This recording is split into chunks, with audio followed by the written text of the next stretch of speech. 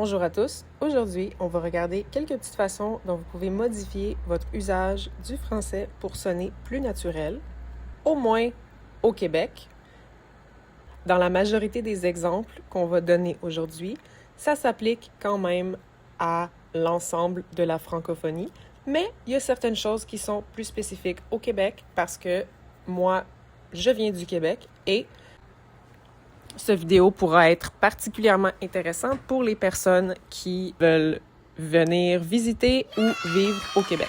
Donc, le premier conseil pour sonner plus naturel en français, c'est avec la négation ne pas, ne jamais, ne plus, etc., etc. Donc, en français, comme vous avez sûrement appris dans vos cours, la négation a deux éléments. Il y a le ne, il y a le verbe, et après le verbe, il y a soit le mot pas, le mot jamais, un adverbe de négation. Par contre, à l'oral, vous allez remarquer que les gens utilisent rarement, ou je dirais même jamais en réalité, la particule ne devant le verbe. Donc, comme c'est suffisant pour comprendre le sens de la phrase, de seulement utiliser pas ou jamais, on va couper le ne. C'est le concept de l'économie linguistique. C'est quelque chose qui se fait naturellement dans le développement de l'utilisation courante d'une langue.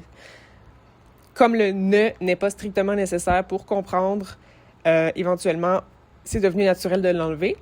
Par exemple, si je veux dire « je n'aime pas la poutine », tout simplement, on va dire « j'aime pas la poutine ». J'aime pas la poutine. Je ne vais jamais au cinéma. Je vais jamais au cinéma. Le prochain point qui sonne plus naturel, évidemment, ces points-là, vous êtes libre de les adopter ou pas. Ça va se faire probablement naturellement si vous êtes en immersion, si vous interagissez souvent avec des Québécois et vous écoutez beaucoup de contenu en français. Mais au moins, c'est bon d'être au courant de ces détails-là pour faciliter la compréhension. Alors, le prochain point, c'est justement les contractions, mais spécifiquement par rapport aux pronoms. Donc, les pronoms personnels « je »,« tu »,« il », etc. Alors, avec le « je », on va pratiquement jamais dire le mot « je » au complet. Donc, le son « e » à la fin de « je », on va typiquement le couper. Il y a des cas où c'est simplement une règle de grammaire, c'est même pas considéré une contraction, comme dans les verbes qui commencent avec une voyelle, comme le verbe aimer par exemple, j'aime, on va jamais dire je aime, ça serait une erreur, parce que, comme vous savez peut-être déjà, le pronom ou le déterminant, il doit s'adapter au mot qu'il introduit. Alors, si jamais le mot qui suit commence par une voyelle, on va couper la voyelle et la remplacer par un apostrophe dans le pronom ou le déterminant. Comme c'est le cas, par exemple, avec de l'eau. On va pas dire la eau. De l'eau, c'est féminin, mais on veut pas deux voyelles qui sont côte à côte. Donc voilà, c'est juste normal de couper le « e » dans des cas comme celui-ci, mais on va le couper en général. Donc si on regarde avec d'autres verbes comme « penser », ça va être « je pense ». Et par la force des choses, parce que c'est plus facile à prononcer, on va pas dire « je pense », on va dire « je pense ». Fait que le J devient plus un ch, un CH, si on veut, le son ch. Donc, je pense.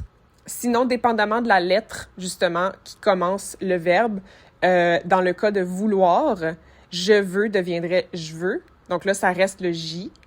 Je veux, je peux, je pense, je demande, je m'ennuie, je préfère,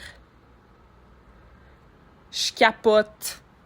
Donc, dépendamment, des fois, ça va faire un ch, des fois, ça va faire un j, mais vous allez remarquer que personne va dire « je veux ».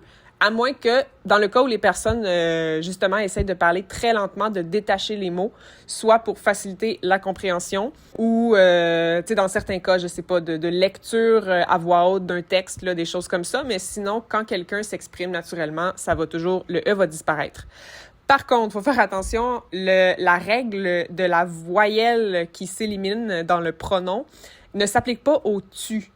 Donc, techniquement, U, c'est une voyelle. Donc, si on a tu aimes, ça devrait être t'aimes, si on suit la même règle qu'avec le je, comme j'ai expliqué, j'aime. Mais ça s'applique pas.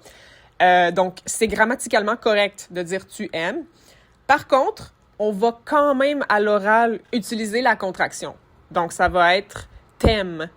Pas par obligation grammaticale, mais vraiment par usage courant. Est-ce que t'aimes faire du vélo? Est-ce que t'aimes la poutine? Mais avec le tu, on va juste faire cette contraction-là à l'oral quand le verbe commence par une voyelle. Donc, on peut pas dire « t'parles », par exemple. Ça s'applique juste pour les verbes qui commencent avec une voyelle, comme « t'écoutes »,« t'apprends »,« t'ouvres »,« une porte », etc. Le dernier point qu'on va toucher aujourd'hui, c'est l'inversion dans les phrases interrogatives. Alors, vous savez qu'en français, il y a plusieurs façons de faire une phrase interrogative. On peut tout simplement commencer la phrase avec « est-ce que » pour transformer ce qui suit en question. Par exemple, « est-ce que t'aimes la poutine » à la place de « aimes-tu la poutine » On peut aussi justement dire « aimes-tu la poutine » qui serait l'inversion interrogative. Donc, parles-tu français? Peux-tu venir ce soir? Conduis-tu une voiture, etc. Donc, à l'oral, pour sonner naturel, vous avez peut-être remarqué qu'on utilise pas trop souvent l'inversion.